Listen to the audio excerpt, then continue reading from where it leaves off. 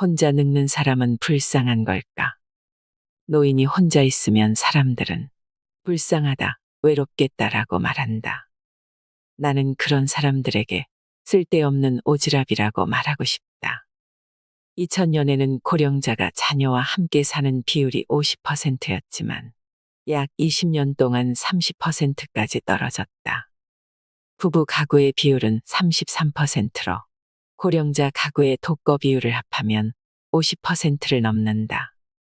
부부 가구를 사별과 이혼에 따른 예비 1인 가구라고 생각하면 결국 가까운 미래에는 1인 가구가 절반 이상이 될 것이다. 가장 크게 바뀐 것은 부부 중 한쪽이 사망하여 혼자가 되어도 자녀와 함께 살지 않고 혼자 사는 사람이 늘었다는 점이다.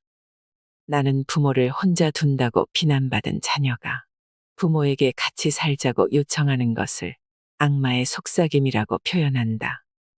이제는 그런 악마의 속삭임을 입에 담는 자녀도 그것을 받아들이는 부모도 줄어들었다. 세대 간의 가구 분리가 완전히 자리를 잡았다. 왜냐고? 그래야 부모와 자녀 모두가 행복하다는 사실을 배웠기 때문이다. 그리고 그 이유 중 가장 큰 것은 고령자가 혼자 사는 것에 대한 편견이 사라져서다.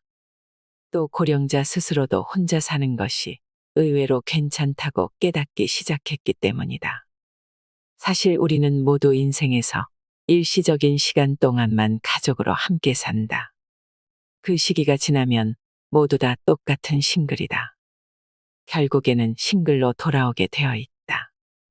노후에는 혼자가 행복하다는 사실을 증명해주는 듯한 책을 만났습니다.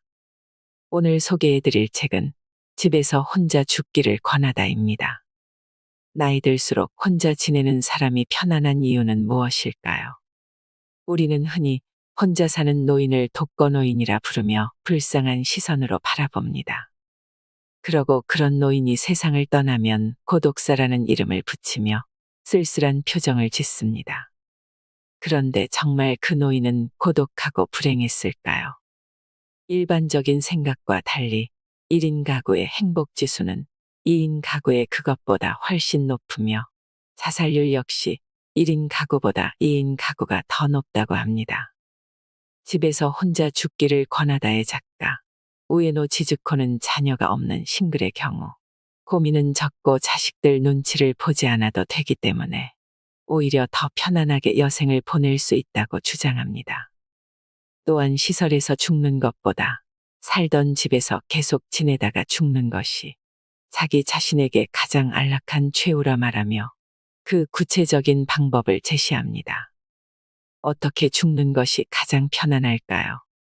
건강하게 살다 가장 편안하게 죽는 법을 깨닫는 시간이 되시길 바랍니다. 혼자는 외롭지도 불안하지도 않다. 외로움과 불안을 조사했다. 외로움과 불안 비율을 동거 고령자와 독거 고령자로 나눠 조사한 결과 외로움은 대부분 일시적인 감정으로 일정 시기가 지나면 익숙해진다. 따라서 싱글이 된 지 얼마 안 된 초보 싱글은 외로움을 느끼지만 처음부터 혼자라면 외로워하지 않는다.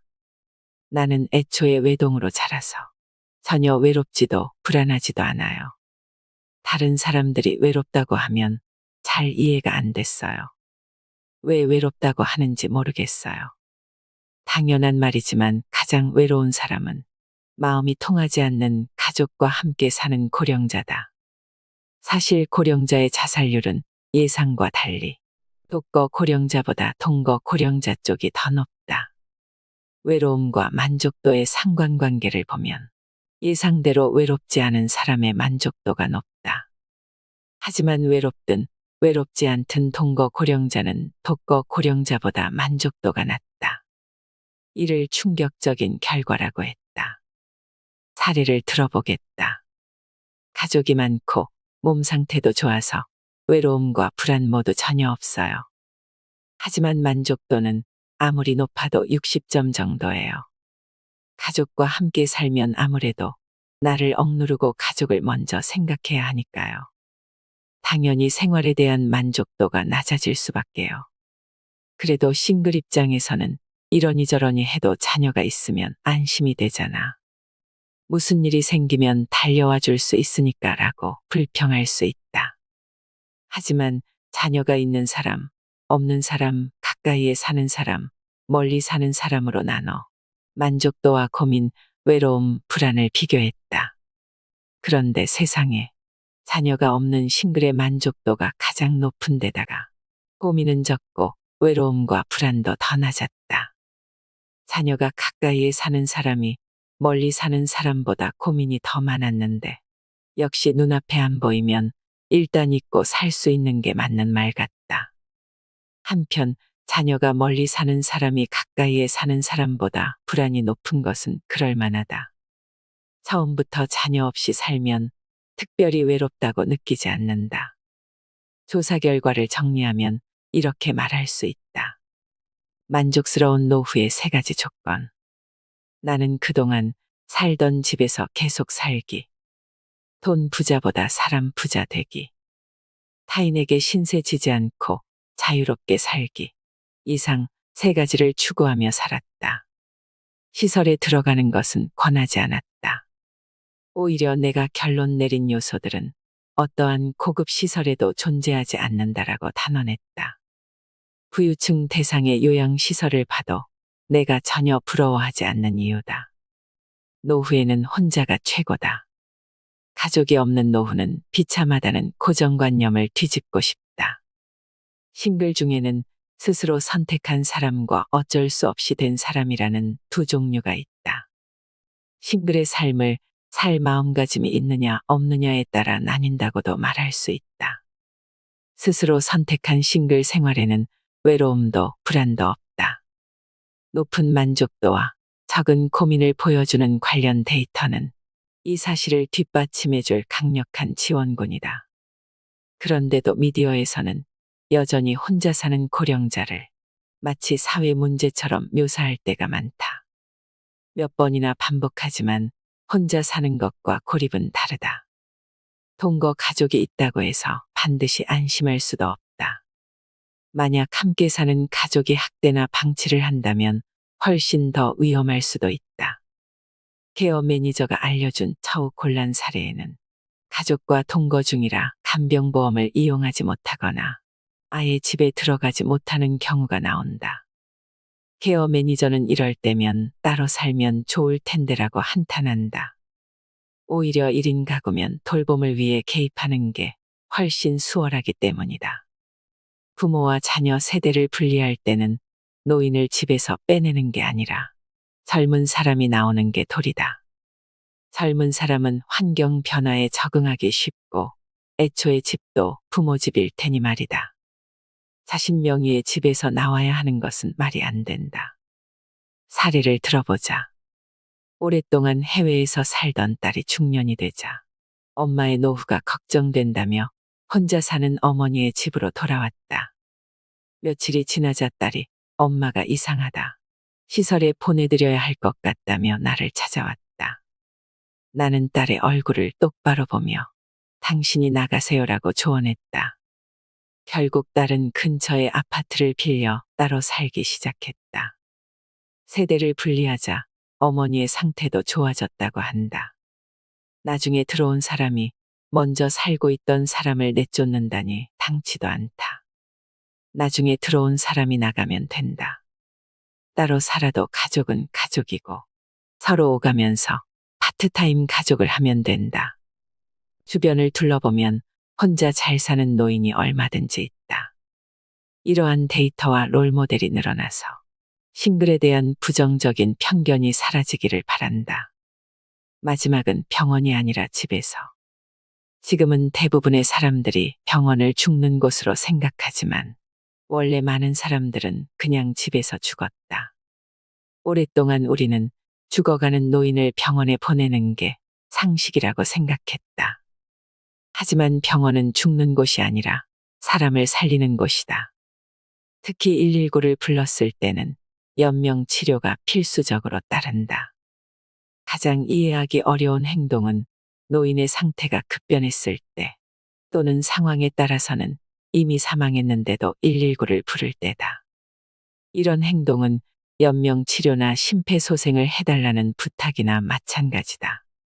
그리고 나중에는 그럴 생각은 아니었다고 후회한다. 최근에야 비로소 이런 상식에 의문을 품기 시작했다. 젊은 사람이 감염병에 걸리거나 사고를 당하면 병원으로 달려가는 게 효과적이다. 하지만 죽음이 다가온 고령자에게는 무리한 연명 치료를 한들 소용이 없다. 마지막은 병원에 서라는 생각은 의료 혜택을 받기 어려웠던 과거의 사고방식이다. 임종 때 한 번이라도 좋으니 아버지를 진료받게 해주고 싶은 마음 말이다. 하지만 그런 시대는 이미 지나갔다. 병원에서 죽는 비율이 요즘 드디어 감소세로 접어들었다. 그 대신 재택사와 시설 간호가 점점 늘어나고 있다. 자택에서 서서히 다가오는 죽음을 맞이하는데 의료가 개입할 필요는 없다. 의료는 병을 고치는 게 목적이지 죽기 위한 게 아니다. 의료의 역할은 개입을 삼가고 사후에 사망진단서를 써주는 것이다. 나이가 들면서 찾아오는 죽음은 평온하게 서서히 진행된다. 의료진이나 간병인이 슬슬 때가 됐네요라고 하면 그 예측은 거의 맞다. 병원에서 30년 이상 응급의료를 하고 있는 의사와 대담을 한 적이 있다. 그는 최근 응급의료 현장의 급격한 변화로 119에 실려오는 고령자가 늘어났다고 한다. 이런 고령자는 며칠에서 몇 주간 연명 치료를 하면서 생명을 연장하는데 그는 이런 치료가 꼭 필요한지 확신이 서지 않는다고 했다. 섣부른 연명 치료 때문에 나중에 환자 가족에게 원망을 듣는 일도 있다고 했다. 노인의 상태가 위급해 보이면 반드시 119를 불러야 할까? 노인의 상태가 위급해 보이거나 죽어가는 현장을 발견했을 때 어떻게 하는 게 좋을까? 우리 모두가 한번 생각해 볼 일이다. 시설에서 죽기를 원하는 노인은 없다. 병원에서 행복한 노인은 없다. 독자 중에도 마지막은 병원이나 시설에서 죽을 거라고 굳게 믿는 사람이 있을 것이다. 하지만 여러 번 말했지만 병원은 사람이 죽는 곳이 아니다. 그렇다면 마지막에는 시설에서 지내야 할까? 시설과 병원을 좋아하는 노인은 없다. 현장을 돌아다니면서 더욱 확신이 생겼다. 병원은 환자보다는 의료진에 맞춰서 만들어져 있다. 병원 생활을 버틸 수 있는 이유는 언젠가는 나갈 수 있다는 희망 때문이다. 하지만 시설은 한번 들어가면 죽을 때까지 나올 수 없다. 요양원과 요양병원에 한번 들어가면 죽기 전까지는 나올 수 없다는 말을 들어본 적이 없는가.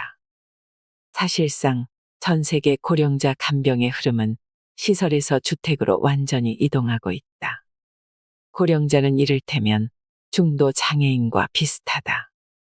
고령자나 장애인이나 남녀노소가 모이는 보통의 마을에서 보통으로 사는 것을 노멀라이제이션이라고 한다. 마을이 바뀐다면 시설 따위는 필요가 없다. 집에서 죽어도 된다는 사실을 이제 알겠다. 하지만 혼자인 사람은 돈이 많아야 하는 게 아닌지 불안해하는 경우가 많다.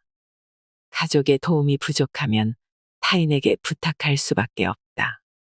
간병보험은 애초에 혼자 사는 고령자가 자기 집에서 죽는 것을 가정하지 않았다. 간병보험의 간병 필요인정 제도는 사용할 수 있는 금액이 정해져 있어서 상한선을 넘으려고 하면 본인 부담률이 단번에 100% 상승한다. 그렇다면 도대체 얼마가 드는 걸까? 비용 때문에 불안한 사람이 많을 것이다. 재택사를 유도하는 이유는 따지고 보면 확실히 비용이 저렴하기 때문이다. 간호 비용은 병원, 시설, 재택 순으로 낮아진다. 평균치는 알 수 없지만 병원사는 죽기 한 달 전에 발생하는 건강보험의 평균 진료 청구액이 엄청나다는 데이터를 본 적이 있다. 고령자는 고령 의료비 감면 제도가 있어서 본인 부담이 줄어들지만 여기에 병실 비용이 붙는다. 임종을 앞둔 환자는 다른 환자와 함께 두면 심리적으로 좋지 않다고 하여 말기 환자는 1인실로 옮기기도 한다. 또한 가족이 모여 마음껏 슬퍼하기 위해서도 임종은 1인실에서 맞는 게 일반적이다.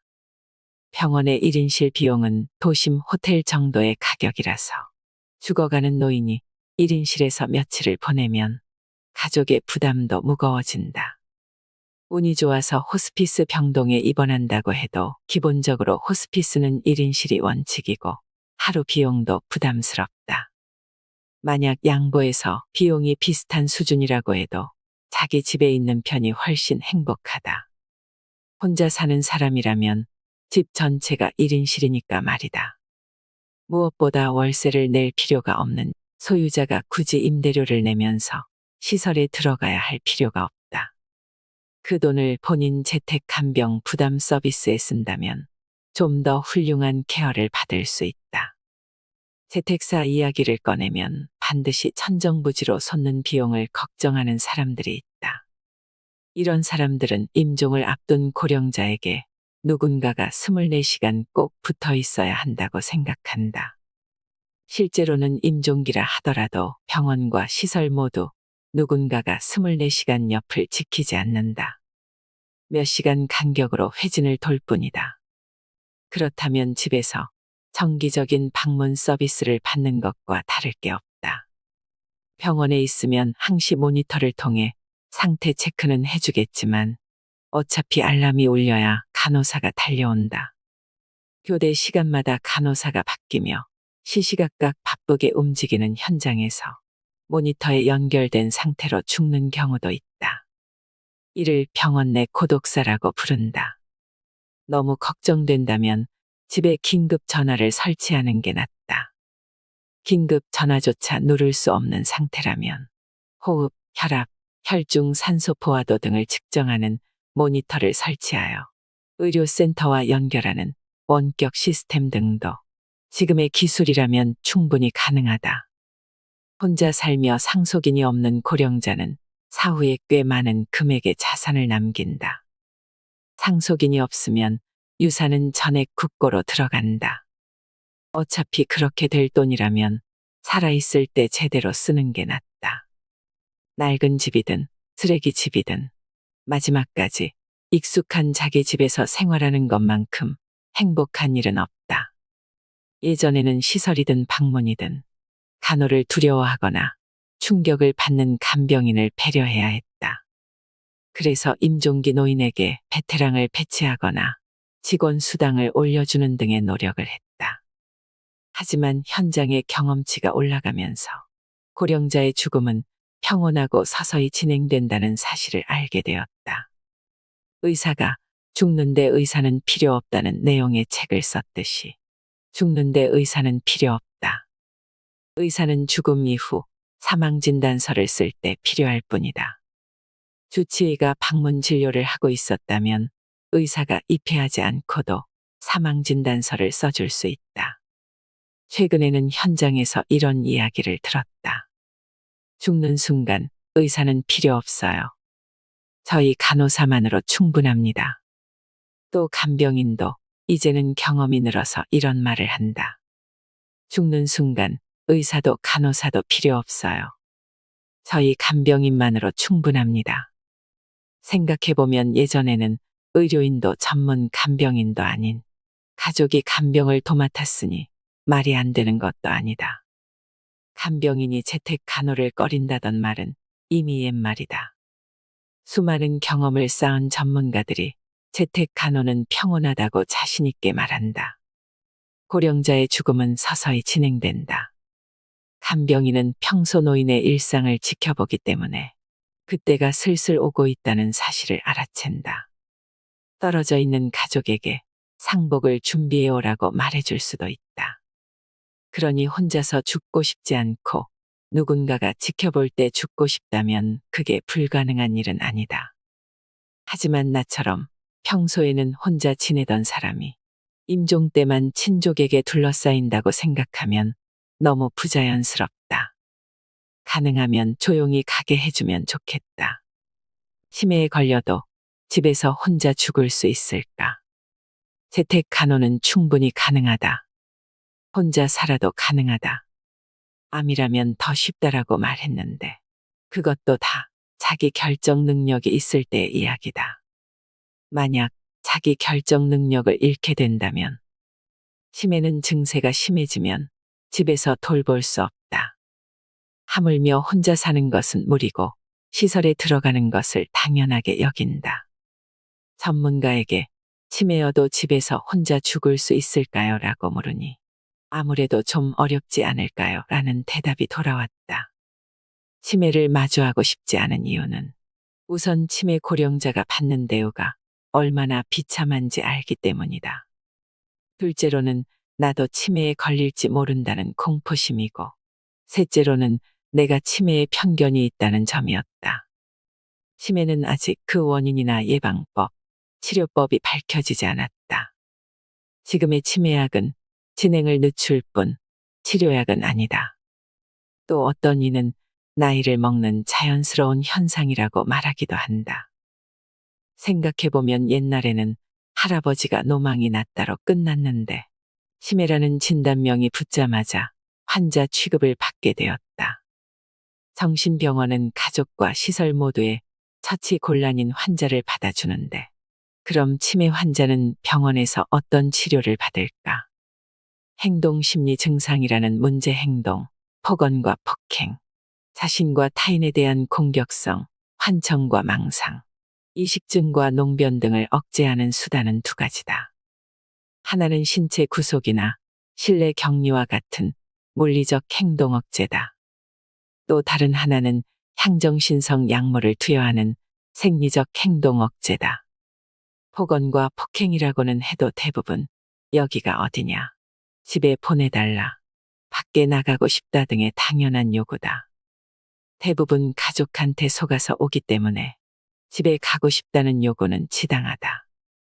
정신병원에서는 이러한 행동을 신체적 구속과 약물 투여로 억제한다. 환자는 확실히 얌전해지지만 반대로 생기는 잃는다. 정신병원이 아닌 고령자 시설에서도 치매 환자가 받는 처우는 매한가지다. 밖에 나가고 싶다는 환자를 자유롭게 외출하게 해주고 지칠 때까지 직원이 함께 다녀주는 시설은 미담이 될 정도로 희귀하다. 치매 환자라도 건강하다면 당연히 산책도 하고 싶을 것이다. 하지만 그런 일까지 하면 일손이 부족해서 버틸 수 없다는 것이 시설 측의 입장이다. 어느 고급 노인 시설에 갔더니 치매 환자가 복도를 왔다 갔다 하고 있었다. 그분이 거주하는 공간은 고층이었고 엘리베이터에는 암호가 필요해서 자유로운 출입이 불가능했다. 직원에게 물으니 산책하고 싶다고 하시길래 복도를 걸으시라고 했어요 라고 했다. 밖에는 밝은 햇볕이 내리쬐고 있었다. 개중에는 회로를 만들어 빙빙 돌 수 있도록 해둔 시설도 있다. 하지만 그 아무리 훌륭한 설계라고 해도 실내보다는 밖에 나가는 게 훨씬 기쁠 것이다. 치매에 걸리면 어쩔 수 없는 걸까? 나는 망연자실했다. 또 다른 하나는 약물 투여다. 알츠하이머의 진행을 억제한다고 알려진 도네페질 등은 한번 먹기 시작하면 평생 먹어야 한다는 점에서 고혈압 약이나 당뇨병 약과 똑같다. 게다가 병이 진행될수록 투약하는 양은 점점 늘어간다. 치매 환자 700만 명 시대는 거대한 시장이기 때문에 제약회사가 만반의 준비를 하는 것도 무리가 아니다. 치매의 진실이라는 책을 보면 투약하는 양이 늘어서 좋을 게 하나도 없다고 한다. 나는 이 글을 읽고 놀랐다. 약을 먹으면 의식 상태가 저하되면서 환자가 얌전해지지만 약이 뇌 활동을 억제한다고 한다. 실제로 주변에서 들려오는 말은 약을 줄이거나 아예 끊은 이후에 오히려 상태가 개선되었다는 이야기뿐이다. 젊은 지인 중 한 사람은 어머니를 만나러 시설에 갈 때마다 어머니의 표정이 사라지고 있다는 사실을 눈치챘다. 아무래도 약을 먹고 있는 것 같은데 무슨 약인지 알려달라고 해도 신통한 답변을 들을 수 없었다. 이대로라면 어머니가 폐인이 될 것 같아서 다른 어머니를 시설에서 빼내기 위해 여기저기 알아봤다. 그 이야기를 들으면서 나는 등골이 오싹해졌다. 이 어머니에게는 이렇게 걱정해주는 딸이 있지만 싱글인 내게는 그런 딸이 없기 때문이다. 앞으로 내가 어떻게 될지 걱정되었다. 최근에 캐모브레인이라는 전문 용어를 알게 되었다. 곤도 마코토시의 최근작 이 약이 치매를 만들어낸다. 캐모브레인이 되지 않는 13가지 지혜에 나온다. 이 용어는 약으로 생긴 뇌 장애를 가리키는 신조어인데 이런 말이 생겨날 정도로 서양에서는 널리 알려져 있다고 한다. 여기에는 치매약과 고혈압약, 콜레스테롤 억제제 등 한 번 먹기 시작하면 멈출 수 없는 약이 대다수 포함되어 있다. 좀 더 나은 고령 사회를 만드는 여성 모임이 고령자의 약 복용에 관한 실태 조사를 실시하고 보고서를 제출했다. 약에 의존하는 사람들이 많다는 사실은 이미 알고 있지만 답변자 중에는 의사 몰래 약을 버리는 사람도 상당수 있었다. 최근에는 다양한 직종을 모아놓은 간병팀에 약사도 포함하자는 움직임이 대두되고 있는데 만약 나에게 간병이 필요하게 된다면 약에 대해서는 맡기고 싶지 않다. 그래서 요즘에는 강연 때 이런 이야기를 한다. 여기 모인 사람 5명 중 1명이 치매에 걸린다고 하면 누가 될까요? 그 사람을 기다리고 있는 것이 신체적 구속 아니면 약물 투여라고 한다면 어느 쪽이 좋을까요? 고령자 5명 중 1명을 기다리는 게 물리적 생리적인 행동 억제라는 이름의 학대라면 너무 가혹한 일이다. 최근 병동 잠입 취재를 나간 적이 있는데 자물쇠를 채운 그 감옥 같은 방에는 한 치매 노인이 자신의 오물로 뒤덮인 채 지내고 있었다. 최근에는 이런 일이 많이 사라진 듯하지만 그 대신 폭언과 폭행을 억제하는 약을 먹고 무기력 상태에 빠진 송장 같은 치매 환자를 볼 수 있다. 요양원에 가지 않으려면 이라는 주제의 영상에 많은 사람들이 공감하며 관심을 기울이는 것이 현실이다. 그렇다면 당신은 어떤 선택을 할 것인가? 혼자 사는 치매 환자의 상태가 좋은 이유. 대부분의 치매 환자는 가족의 결정으로 시설에 들어간다. 여기에는 그만한 이유가 있다. 대부분 치매 증상으로 의사 결정 능력이 없기 때문이다. 속아서 끌려온 치매 고령자가 나가게 해달라. 집에 가고 싶다고 하는 것은 당연하며 이는 망상도 폭언도 아니다. 만약 혼자 사는 사람이었다면 어떨까? 약을 사용하지 않는 정신과 의사로 유명한 치매 전문 의사인 타카시 유키오 씨의 조종 이론에 따르면 문제 행동은 모두 조종을 받는데 그 원인을 만드는 누군가가 반드시 주변에 있다고 한다.